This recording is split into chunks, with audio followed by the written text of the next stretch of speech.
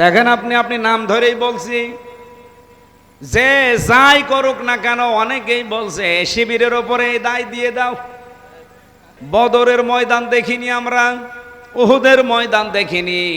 এবার হক আর বাতিলের যেভাবে লড়াই আরম্ভ হয়েছে, এবার মনে করবেন বাংলাদেশে আজ এই প্রচলনটা অলরেডি বেড়ে গেছে। নিজেরা অন্যায় করে, আর অন্যায়টা একটা ভালো মানুষের ওপরে চাপিয়ে দেয়। এই মিথ্যা এই প্রোগ্রামগুলো এখন নেই। দেখেন আপনি আপনি নাম ধরেই বলছি, যে যাই করুক না কেন অনেকেই বলছে শিবিরের ওপরে দায় দিয়ে দাও। আমি কি বেশি বললাম?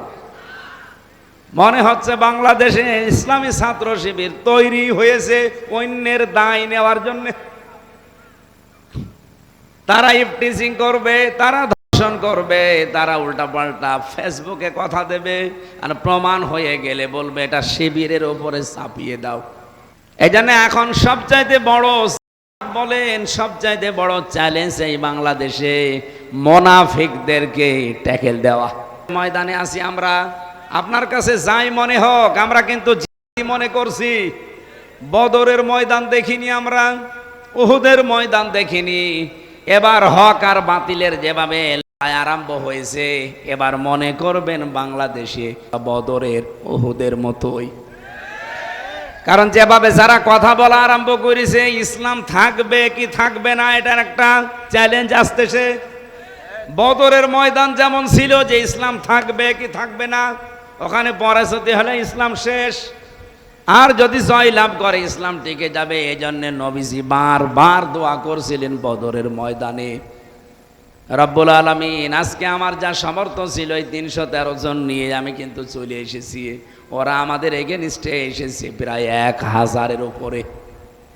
আজকের যেই দৃশ্য তুমি তো জানো, যদি আজকে আমরা পরাজিত হয়ে যাই ইসলাম কিন্তু আর থাকবে না। সুতরাং তোমার কাছে আমি বারবার সাহায্য চাচ্ছি, আমার এই সাহাবীগুলো যদি আজ টিকে না থাকে, সব বিদায় নেয়, আমি কিন্তু একা আর পারবো না। আল্লাহ পাক সঙ্গে সঙ্গে 1000 ফেরেশতা নাজিল করেছেন।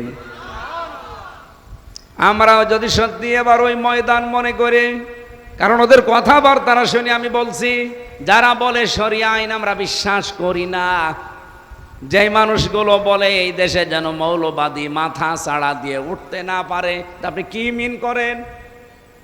আমরা কি থাকবো না থাকবো না সেটা আপনাদের কথাবার্তারাই বুঝে ফেলেছি যে এটাই আমাদের মরণ, কামড় দেওয়া লাগবে, এটাই আমাদের শেষ।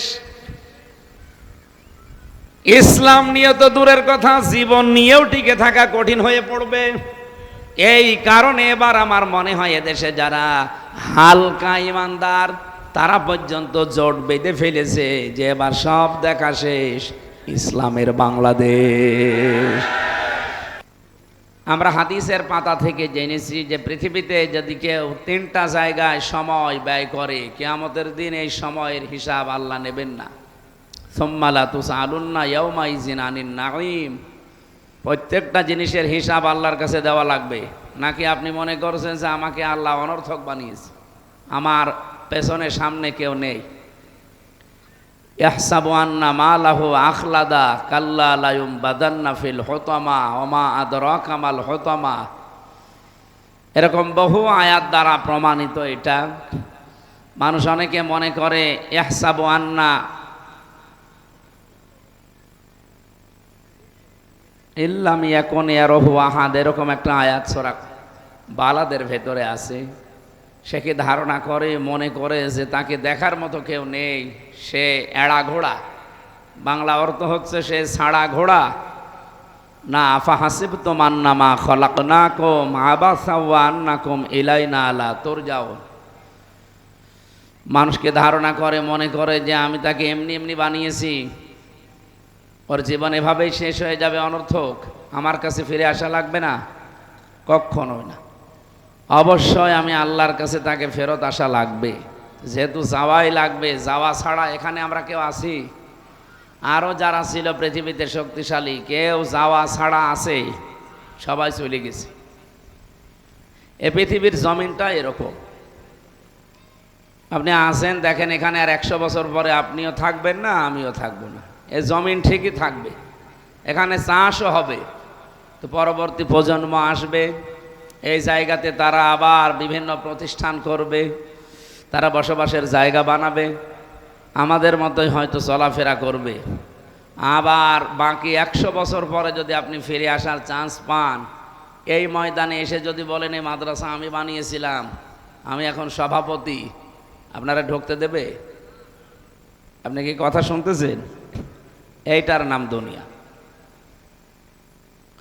এই জন্য ফিরে যখন যাওয়াই লাগবে, হিসাব যখন দেওয়া লাগবে, আমাদের উচিত হচ্ছে হাদিস যেটা, যে 3টা জায়গায় কেউ যদি সময় ব্যয় করেন, আল্লাহ ওই হিসাবটা বাইরে রাখবেন। তার 1 নম্বরে যদি কেউ কোরআনের পেছনে সময় ব্যয় করে। আমরা কোরআনের পেছনে সময় ব্যয় করছি না? আজকে যে তেলাওয়াতকৃত আয়াত সূরা আরাফের আমরা প্রায় 5 ভাগের 1 ভাগ পড়েছি, এর উপরে আমরা আলোচনা করব ইনশাআল্লাহ। ক্লাস আকারে আজকে 45 মিনিট থেকে সর্বোচ্চ 50 মিনিট আমরা কথা বলতে চাই, যেন এখান থেকে এই একটা ক্লাসে কিছু নিয়ে আমরা জীবনে কাজে লাগাতে পারি। আল্লাহ তৌফিক দেন, আমিন। দ্বিতীয় নম্বরে, আপনি যদি মা বাবার বৈধ কাজে কিছু খরচ করেন, কিয়ামতের দিন আপনার জবাব দেওয়া লাগবে না আল্লাহর কাছে। হ্যাঁ, মা বাবা বলছে বাবা আমার তো ভালো লাগছে না, একটা ডিশ অ্যান্টিনা লাগিয়ে দাও, তো আপনি দিলেন, এটার জন্য কোনো হিসাব দেওয়া লাগবে না নাকি? বৈধ কোনো কিছু যদি বলে, তাহলে আপনার সাধ্যমতো আপনি অবশ্যই তার পেছনে খরচ করবেন। কারণ আল্লাহর আইন মানা ফরজ, মা বাবার আইন মানা কি না? ফরজ না। তাদের সেবা করা ফরজ, তাদের পেছনে খরচ করা ফরজ। মা বাবার আইন মানা কিন্তু ফরজ না। আইন মানা শুধুমাত্র ফরজ কার বলেন তো? হ্যাঁ, এই জন্য মা বাবার সেবা করা আল্লাহর আইন মানার মতোই ফরজ। এই জন্য সাধ্য যাদের আছে তাদের কিন্তু খরচ করা উচিত মা বাবার পেছনে। আপনি হিসাব ছাড়া যদি তাদের বৈধ কাজে খরচ করেন, আল্লাহ আপনাকে দুনিয়াতে হিসাব ছাড়া নিয়ামত দেবে। কালকে বাড়ি যেয়ে খেয়ে সুবহানাল্লাহ বলবেন। আপনি কথা বুঝতেছেন কি বলছি? আপনার মা আর বাবার জন্য যদি হিসাব ছাড়া আপনি বৈধ কাজে খরচ করেন, আল্লাহ দুনিয়া আখেরাতে আপনাকে হিসাব ছাড়া নিয়ামত দেবে। আর আপনি যদি মনে করেন কালকে কেবল 150 টাকা দিলাম, এখন আবার 50 টাকা চাই, মানে আরে ও ভাই, ও যদি অবৈধ কোনো কাজে আপনি দেখেন যে বাবা দিলে বিড়ি খাবে, টাকা দেওয়ার দরকার নেই। যদি দেখেন যে আমার বাবা একটু হালকা লাল পানি খায়, এই গাছা খায়, এরকম দিলেই ও খরচ করবে, এই জায়গায় দেওয়ার দরকার নেই, তাহলে আপনার গোনা হবে না। তো বৈধ কোনো কাজ যেগুলো শরীর সুস্থ রাখার জন্যে, অসুখ হয়েছে তার সেবা করার জন্যে, চিকিৎসার জন্যে, এরকম কোনো কাজে যদি কেউ সম্পদ খরচ করে, ওটা হিসাব ছাড়া করলে আপনাকে হিসাব ছাড়া নিয়ামত দেওয়া হবে। আল্লাহ যেন আমাদের সবাইকে তৌফিক দেন। এমনকি হাদিস হচ্ছে গীবত করা তো হারাম, নাকি হারাম না? কিন্তু ওই সন্তানের নাম ধরে গীবত করা বা জনগণের কাছে সতর্ক করা জায়েজ আছে, যেই সন্তান তার সমর্থ থাকার পরও তার নিজের মা বাবাকে দেখে না, খরচ দেয় না। এরকম বহু সন্তান দেশে আছে না নেই? এরকম বহু সন্তান দুনিয়ায় যেন আরো তৈরি হয়, যেন তৈরি হয়, এরকম একটা ব্যবস্থা সামনে করছে অনেকে, আপনি চিন্তা করতে পারবেন না। এই গত 2-3 দিনে কি ঘটে গেছে আপনি জানেন? বাংলাদেশের প্রাইমারি যত স্কুল আছে সেখানে নাচের যে শিক্ষক, গান শেখাতে হবে, এরকম শিক্ষক নিয়োগ দেওয়া হয়েছে অলরেডি। শরীর চর্চা কিভাবে করা লাগে এগুলোর জন্য অলরেডি শিক্ষক নিয়োগ দেওয়া হয়েছে। কিন্তু 1 থেকে 5 পর্যন্ত, এই যে পেছনে প্রাইমারি, 92% মুসলমানের এই দেশ, এখনো পর্যন্ত একটা ধর্মীয় মাওলানা শিক্ষক নিয়োগ দেওয়া হয়নি। এটা কোন ষড়যন্ত্র আপনি টের পাচ্ছেন? আপনি বলছেন এ আর কি, এ আর কি মানে? আগামী 10 বছর পরে এই সন্তানের বয়স হবে কমপক্ষে 16 বছর, কারণ 6 বছরে স্কুলে যাচ্ছে, 10 বছর পরে কত হবে? 16 বছর পরে ও যখন এসএসসি ম্যাট্রিক দাখিল পাশ করবে, এরপরে যদি পড়ান ভালো না হলে বিভিন্ন কর্মজীবনে চলে যাবে। ও তো 1 থেকে 5 পর্যন্ত শুধু শরীর চর্চা শিখেছে, গান শিখেছে, নাচ শিখেছে, কিন্তু ধর্মীয় শিক্ষক ছিল না, এই জন্য ইসলাম শিখতে পারে নাই। আল্লাহর পরে যে আপনার স্থান, আপনি মার বাবা, সেটাও জানে না। এই জন্য বাধ্য হয়ে দেখবেন বড় যত হবে আপনার থেকে ওর দূরত্ব তত বাড়বে। বড় হওয়ার পরে আপনাকে হয় আলাদা করে দেবে, নাই বৃদ্ধাশ্রমে রেখে আসবে। এটা একটা গভীর ষড়যন্ত্র, আর এটা করাচ্ছে দাদারা। এর পেছনে যদি আর একটু কলকাঠি নাড়ে কেউ, সেটা হচ্ছে এই সাদা চামড়ার যারা আছে তারা। এই জন্য যিনি দায়িত্বে আছেন ডক্টর মোহাম্মদ ইউনূস, 2 নবীর নাম কিন্তু আপনি নিয়েছেন, মোহাম্মদ একটা আর একটা কি। আমরা তো 1 নবীর নাম লিখি যে মোহাম্মদ আমির হামজা, তাও মাঝে মাঝে লেখা হয় না, একবারে মুফতি আমির হামজা। আর আপনি 2 নবীর নাম নিয়ে বসে আছেন। আপনারা আমার সামনে 5 জন কি 20 জন, ওটা দেখার দরকার নেই। এই যে কি রহমান কাতিবিন আছে না, জায়গা মতো পৌঁছিয়ে দেবে। এই জন্যে বলছে যিনি দায়িত্বে আছেন সর্বোচ্চ, এদেশের জনগণের আকাঙ্ক্ষা আপনি টের পাচ্ছেন কিনা জানি না। আমরা আলেম যারা আছি আপনাদেরকে সতর্ক করছি, আপনারা নির্বাচনের তারিখ অলরেডি দিয়েছেন ফেব্রুয়ারির 12 তারিখ, এরপরে হয়তো আপনারা থাকবেন না। তা আশা করব আপনি এমন কিছু কাজ বাংলাদেশের জন্য করেন যেন মুসলমানদের অন্তরে আপনি চির অমর হয়ে থাকতে পারেন। আমরা চাই, আপনি গানের শিক্ষক দিয়েছেন, শরীর চর্চার শিক্ষক দিয়েছেন, আমরা প্রতিবাদ করি নাই, দেন আপনাদের যদি থাকে ওইরকম দেন। কিন্তু 92% মুসলমানের দেশে আমরা চাই 1 থেকে 5 পর্যন্ত প্রাইমারিতে একজন মাওলানা দেওয়া লাগবে। বলেন, ছোটবেলায় যদি ওরা না শেখে বড় হয়ে শিখবে? সে সময় পাবে? আমি ছোটবেলায় যখন কোরআন মুখস্থ করেছিলাম মাদ্রাসায়, ওই সময় আমার মাত্র 6 মাস 10-12 দিন সময় লেগেছে কোরআন মুখস্থ করতে। এখন আমার 1 পৃষ্ঠা দেন, 1 পৃষ্ঠা লাগবে 1 বছর, তাও একদিক থেকে পড়বো আর একদিকে ভুলে যাব, কারণ সেই মেধা এখন আর আছে? আমি ওই সময় থাকতেই কোরআনের আয়াত, পারা, পৃষ্ঠা, লাইন এগুলো মুখস্থ করেছিলাম, আমার আজও আয়ত্তে আছে। এখন আমি একটা হাদিসের ইবারত মুখস্থ করতে গিয়ে আমার ঘাম ছুটে যাচ্ছে, একদিকে পড়ি আর একদিকে ভুলে যাই। কারণ একটা মানুষের বয়স থাকে মুখস্থ করার, সব সময় মুখস্থ হয় না। যে সময়টা তারা এগুলো শিখলে মনে থাকবে, সেই সময়টায় আপনি তাকে গান শেখাবেন, নাচ শেখাবেন, শরীর চর্চা শেখাবেন। অত আস্তে আস্তে এই 5 বছর থেকে 10 বছর আপনার কাছে থাকবে, শেষ পর্যন্ত আল্লাহকে তো ভুলে যাবে, আল্লাহর পরে যে আপনার মা বাবার স্থান সেইটাও ভুলে যাবে। এজন্য আমরা ইমিডিয়েটলি জানাচ্ছি, যারা দায়িত্বে আছেন আপনারা এই কাজ করে যান, নয়তো মুসলমানদের অন্তর থেকে আপনারা উঠে যাবে। এটাকে শুধু আমির হামজার দাবি না, আমাদের সকলের দাবি।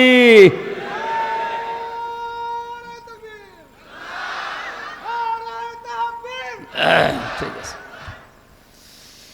সম্মানিত কুষ্টিয়াবাসী, এই জন্য আমি মন থেকে কথাগুলো বলছি, কারণ মা বাবার কাছে সন্তান এবং সন্তানের কাছে মা বাবা আছে, সম্মান মর্যাদা পাওয়া দরকার, এখন আস্তে আস্তে উঠে যাচ্ছে।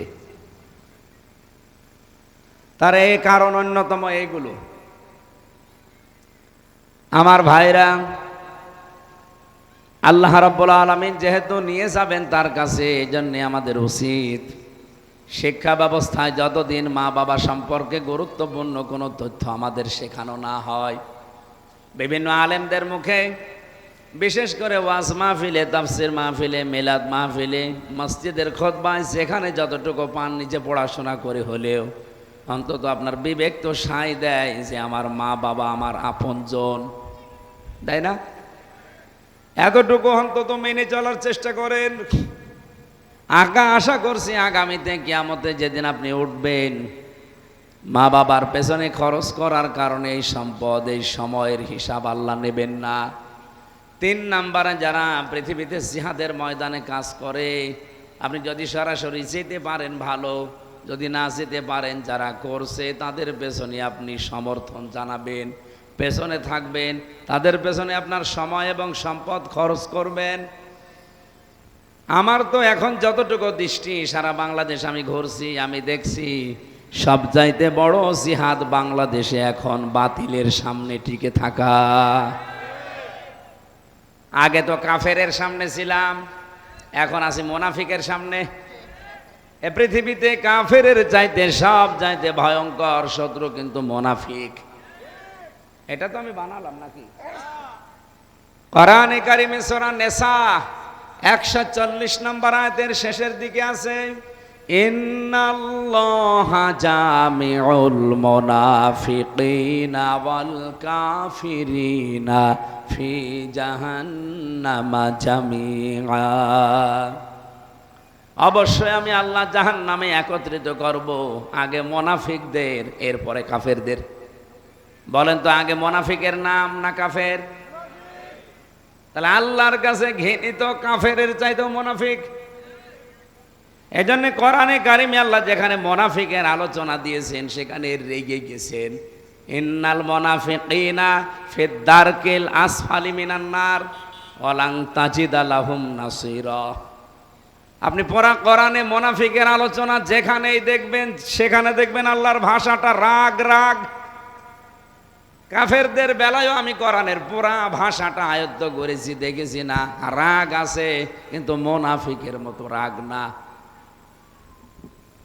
অবশ্যই মুনাফিককে আমি জাহান্নামে দেব, কিন্তু উপরে রাখবো না, একেবারে নিম্নে দেব। আসফালা ইসমে তাফসিল, এর চাইতে আর নিচে কোনো জায়গা নেই জাহান্নামে। এই জন্য এখন সবচাইতে বড় বলেন সবচাইতে বড় চ্যালেঞ্জ এই বাংলাদেশে মুনাফিকদেরকে ট্যাকেল দেওয়া। কাফের তো সরাসরি বোঝা যায় যে ও সরাসরি কাফের, কিন্তু মুনাফিকরা দোমুখী সাপ হয়। ও সামনে এসে বেশ ভালোই কথা বলে, পেছনে যে শিকড় কেটে দেয়। আর আমার তো মনে হচ্ছে বাংলাদেশে এই সংখ্যা অনেক বেশি, যদিও এখন কমতেছে। নবীজি ইন্তেকালের আগে কথা জানিয়েছেন যে আমার উম্মতের ভেতরে মুনাফিক এই যে শব্দটা, এটা কোন কাফের, মুশরিক, ইহুদি, খ্রিস্টান, মাজুসি, যত জাতির লোক দুনিয়ায় বাস করে কোন জাতির ভেতরে আপনি মুনাফিক পাবেন না। মুনাফিক তৈরি হয় শুধুমাত্র আমার উম্মত বলে যারা দাবি করে এই মুসলমানদের ভেতরে। হরিপুরবাসী আপনি যদি এখন প্রশ্ন করেন যে হুজুর আমি মুনাফিক দেখব, আপনাকে আমার মনে হয় সবচাইতে বেশি পাঠানো লাগবে হয় ইন্দোনেশিয়া নয় বাংলাদেশে। এই কথা বলছেন? আপনি যদি ইহুদি দেখতে চান ইসরায়েলে যান, খালি ইহুদি পাবেন। যদি খ্রিস্টান দেখতে চান আমেরিকায় যান, শুধু খ্রিস্টান পাবেন।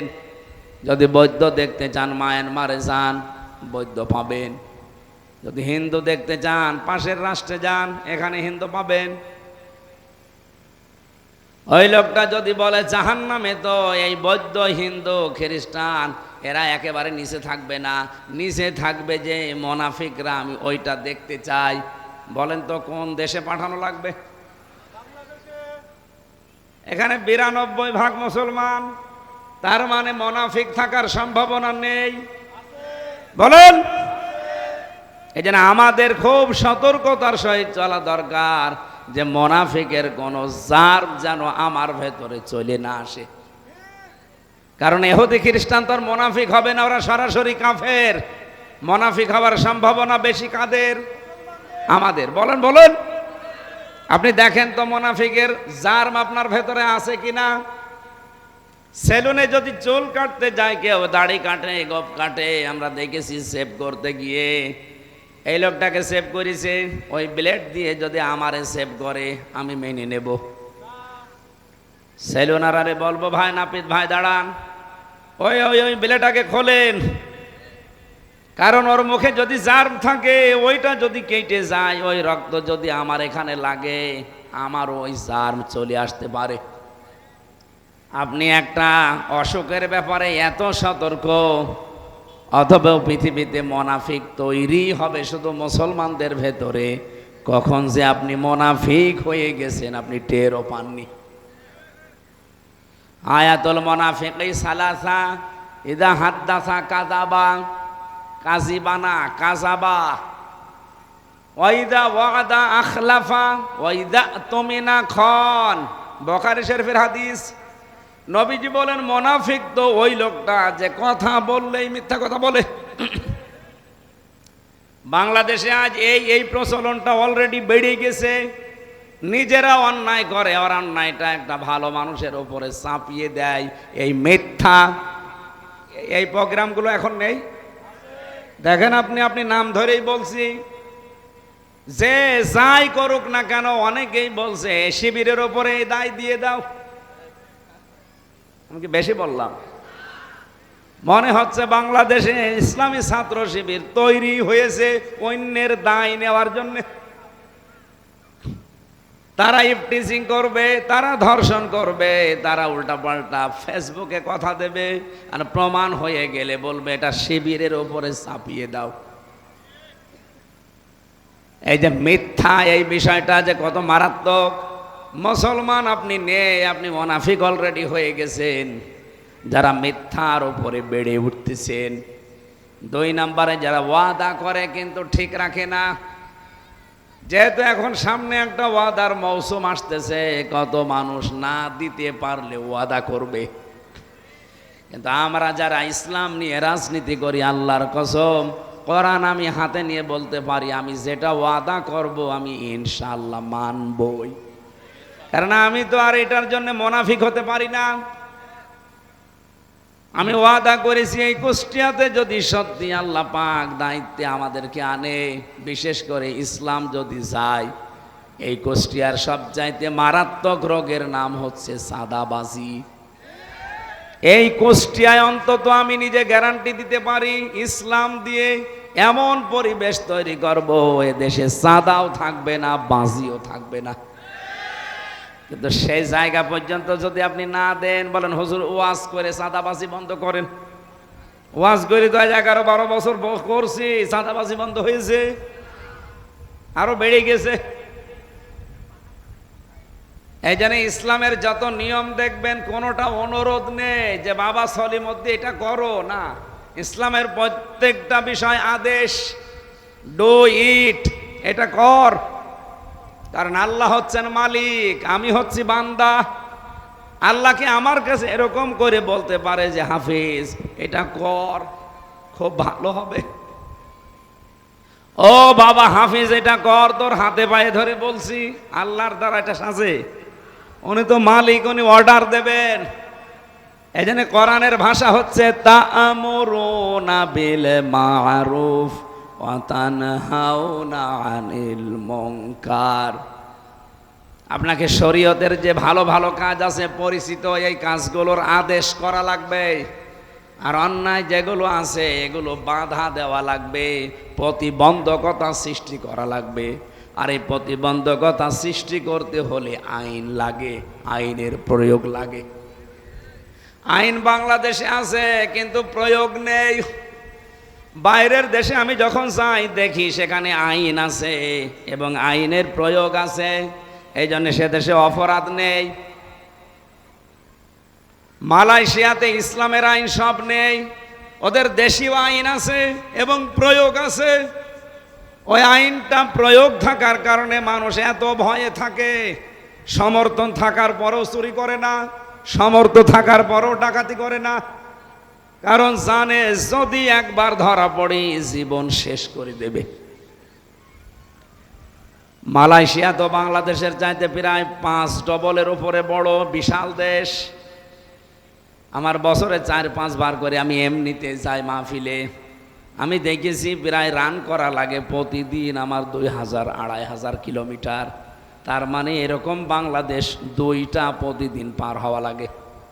আর ওই দেশে তো আমাদের মতো এরকম একেবারে ঢালু রাস্তা না, সমান্তরাল রাস্তা ওই দেশে খুব কম। বেশিরভাগ পাহাড়ি এলাকা, শুধু পাহাড়, পাথর, মরুভূমি আর পাম গাছ। যে সমস্ত রাস্তা দিয়ে আমি ড্রাইভারের সাথে গেছি আমি দেখেছি 1,500 কিলো 2,000 কিলোমিটার চলছি সারা রাত সারা দিন। এমন এমন জঙ্গল পার হওয়া লাগে, প্রায় 30 কিলো 40 কিলো শুধু জঙ্গল, একটা মানুষের দেখা পাওয়া যায় না। ড্রাইভার আমারে বলছে, হুজুর কোনো ভয় নেই, রাত এখন 3টা বাজে, তাতে কি হয়েছে, আল্লাহ ছাড়া কেউ আমাদের সামনে আসবে না। তা আমরা তো এইরকম একটা দেশ বানাতে চাই। 54 বছরে অনেকেই চেষ্টা চালিয়েছে, পারে নাই, এবার পারবো ইনশাআল্লাহ। ইসলাম দিয়ে, কি কথা বলো না কেন, ইসলাম দিয়ে পারা যাবে না? সৌদি আরবের মক্কা থেকে মদিনা প্রায় 470 কিলোমিটার পথ। তার মানে আপনি এখান থেকে যদি কুষ্টিয়া থেকে শুরু করেন, কমপক্ষে নোয়াখালী, এ বিশাল ডিস্টেন্সের পথ যখন আমরা গিয়েছি, আমি নিজে দেখেছি রাত 2টা 3টা 4টা বাজছে, ড্রাইভার তেলাওয়াত করছে আর যাচ্ছে, কোনো চিন্তা তার মনের ভেতরে নেই। মিশরি ড্রাইভার মন খুলে তেলাওয়াত করছে রাত 2টার সময়, আল মালু ওয়াল বানুনা জিনাতুল হায়াতিদ দুনিয়া ওয়াল বাকিয়াতুস সালিহাতু খায়রুন ইনদা রাব্বিকা সাওয়াবাও ওয়া খায়রুন আমালা। বলেন আল্লাহু আকবার। আমি ড্রাইভারের পেছনে ছিলাম, আমি দেখেছি, আমার মনে হচ্ছে চোখ খুলে রেখেছি, বন্ধ করেছে, বোঝা যাচ্ছে না, ও চালিয়েই যাচ্ছে আর তেলাওয়াত চলছে। অথচ রাত 2টা বাজে 3টা বাজে, কোনো চিন্তা নেই, টেনশন নেই মনের ভেতরে যে সামনে না জানি কোনো ডাকাত এসে পড়ে কিনা, কোনো ছিনতাইকারী আসে কিনা, কোনো চোর এসে আমার আবার ঝামেলা করে কিনা। না, একটাই ভয় তার মনের ভেতরে, আল্লাহর ভয়। সুবহানাল্লাহ বলতে পারেন নাই? যদিও মনে করছেন যে এই কয়জনের সামনে কথা বলি, এ কথা বলার দরকার কি? আরে ভাই, আমার সামনে এখন বাংলার 18 কোটি মানুষ, এই যে এইগুলো সব চলছে লাইভ, সারা দেশের মানুষকেই শোনাতে চাচ্ছে। এবার আমরা ইসলাম দিয়ে দেশটাকে সাজাতে চাই, আপনাদের কাছে আমরা সুযোগ চাই, আপনারা একটু সমর্থন করেন। কারণ এটা এখন আমাদের ময়দানে আছি আমরা, আপনার কাছে যাই মনে হোক, আমরা কিন্তু মনে করছি বদরের ময়দান দেখিনি, আমরা উহুদের ময়দান দেখিনি। এবার হক আর বাতিলের যেভাবে লড়াই আরম্ভ হয়েছে, এবার মনে করবেন বাংলাদেশে বদরের উহুদের মতোই। কারণ যেভাবে যারা কথা বলা আরম্ভ করেছে, ইসলাম থাকবে কি থাকবে না, এটার একটা চ্যালেঞ্জ আসতেছে। বদরের ময়দান যেমন ছিল যে ইসলাম থাকবে কি থাকবে না, ওখানে পরাজিত হলে ইসলাম শেষ, আর যদি জয় লাভ করে ইসলাম টিকে যাবে। এই জন্য নবীজি বারবার দোয়া করছিলেন বদরের ময়দানে, রব্বুল আলামিন আজকে আমার যা সামর্থ্য ছিল এই 313 জন নিয়ে আমি কিন্তু চলে এসেছি, ওরা আমাদের এগেনস্টে এসেছে প্রায় 1000-এর উপরে। আজকের যে দৃশ্য তুমি তো জানো, যদি আজকে আমরা পরাজিত হয়ে যাই, ইসলাম কিন্তু আর থাকবে না। সুতরাং তোমার কাছে আমি বারবার সাহায্য চাচ্ছি, আমার এই সাহাবীগুলো যদি আজ টিকে না থাকে, সব বিদায় নেয়, আমি কিন্তু একা আর পারবো না। আল্লাহ পাক সঙ্গে সঙ্গে 1000 ফেরেশতা নাজিল করেছেন। আমরাও যদি সত্যি এবার ওই ময়দান মনে করে, কারণ ওদের কথাবার্তা শুনে আমি বলছি, যারা বলে শরিয়া আইন আমরা বিশ্বাস করি না, যে মানুষগুলো বলে এই দেশে যেন মৌলবাদী মাথা ছাড়া দিয়ে উঠতে না পারে, আপনি কি মিন করেন? আমরা কি থাকবো না থাকবো না, সেটা আপনাদের কথাবার্তারাই বুঝে ফেলেছি যে এটাই আমাদের মরণ, কামড় দেওয়া লাগবে, এটাই আমাদের শেষ।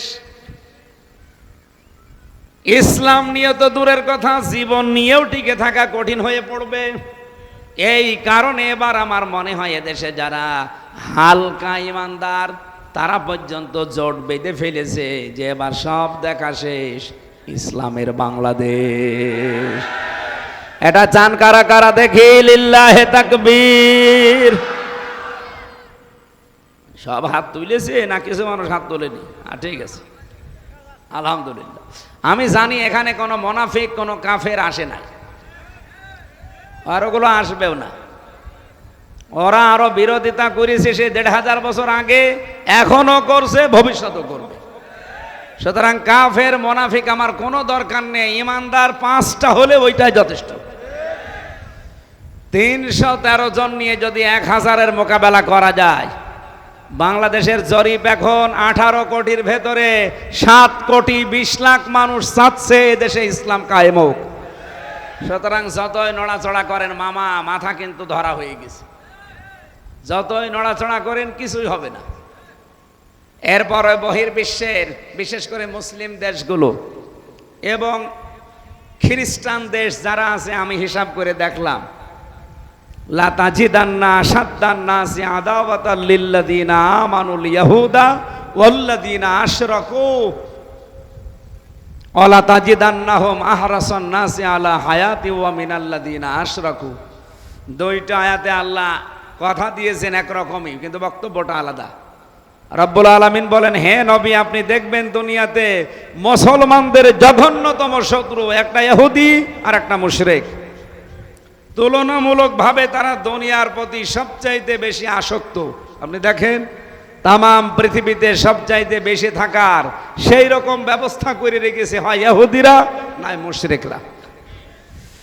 হ্যাঁ, আপনার কাছাকাছি আপনি পাবেন মাঝে মাঝে, সব সময় না, খ্রিস্টানদের। এরপরের আয়াতে দেখবেন নাসারা শব্দটা আছে। নাসারা মানে কি? খ্রিস্টান। খ্রিস্টানদেরকে আপনি একটু কাছাকাছি সাহায্যের হাত পাবেন।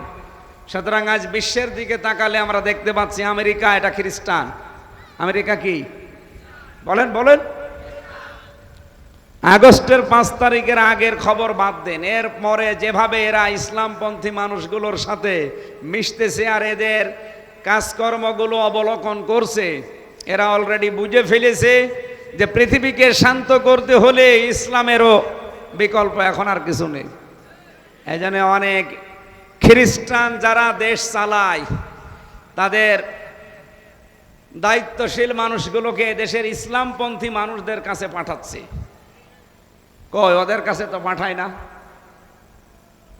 আপনি কথা বুঝতেছেন? এই জন্য হীনমন্যতায় ভুগবেন না। না না জানি কি হয়ে যায়, যদি আবার না আসে তাহলে ঘরে থাকতে পারবো তো। আপনি ঘরে থেকে কি করবেন? আপনি ঘরে থেকে কি করবেন বলেন?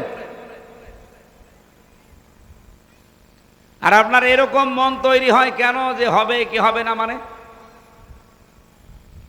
ছেলে যদি এলাকার মানুষকে বলে বেড়ায় আমি আমার বাবার সম্পদ পাবো কি পাবো না, ও কি পাগল না মাথা খারাপ? লোকজন বলবে না, আরে তুই তোর বাবার সম্পদ পাবি না মানে? তোর বাবার সম্পদ তুই যদি উত্তরাধিকারী না পাস তো এলাকার লোক পাবে? তো এবার যে সুযোগ আল্লাহ তৈরি করে দিল, এই ৫৪ বছরের সুযোগ ছিল, এরপরেও যদি আপনার মনে হয় যদি না পারি কি হবে, আপনার এরকম মনে হবে কেন? আপনি কি বাবার অবৈধ সন্তান? আমি আশা করছি কি বলতে চাই বুঝে ফেলেছেন। কোনো ভয় নেই, আমাদের কোনো চিন্তা নেই। অলরেডি আমরা যেহেতু নেমেছি, বিজয় আমাদেরকে আল্লাহ দেবেই, শুধু শর্ত আমাদেরকে একটু নির্ভেজাল মুমিন হওয়া লাগবে। মুনাফিক যারা আছে, কাফের যারা আছে, ওরা তো আর মুমিন না। ওরা কি না?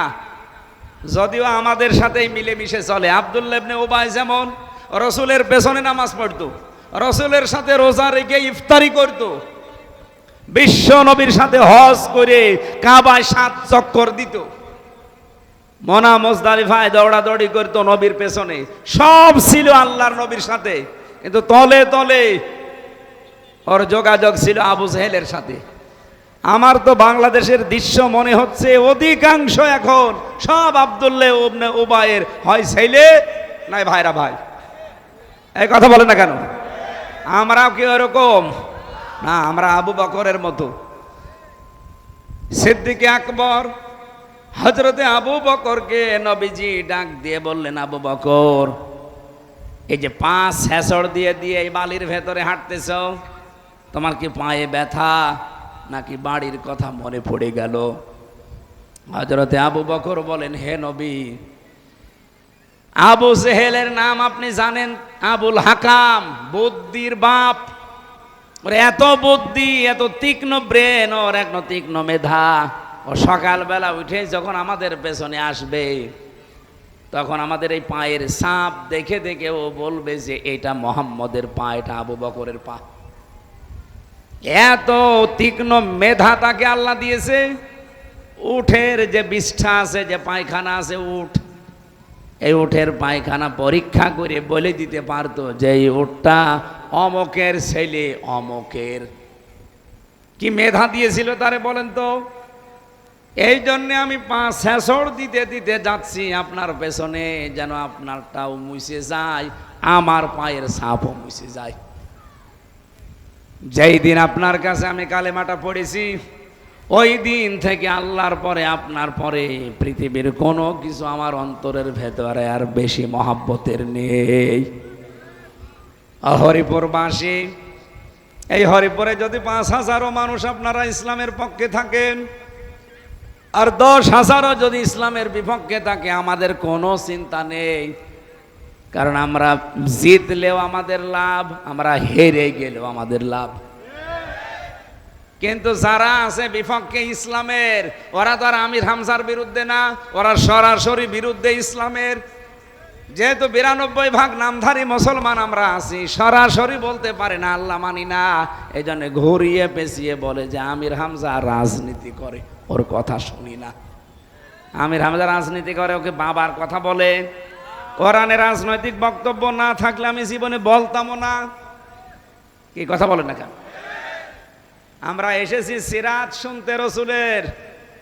বলেন তো কোরআনে এমন একটা আয়াত দেখাতে পারবেন যে আয়াতে আল্লাহর ঘোষণা নেই, রসুলুল্লাহর সিরাতের কথা নেই?